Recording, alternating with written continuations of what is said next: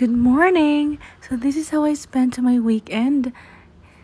And actually, so quiet lang talaga yung Sunday ko. At may hawak nga ako dyang flower kasi nga ka-graduate lang ng kaibigan namin.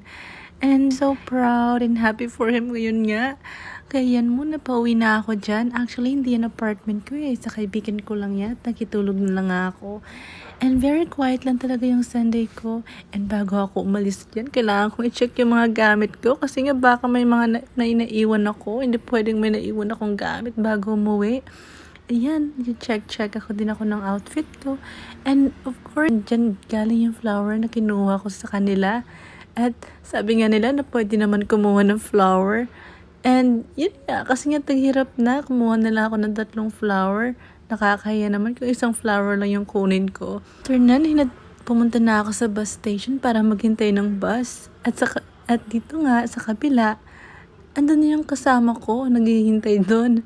And actually, meron pa yan siyang ginagawa dyan. Hindi ko na sinama sa video kasi nga nakakahiya. Baka masira pa yung video ko dito.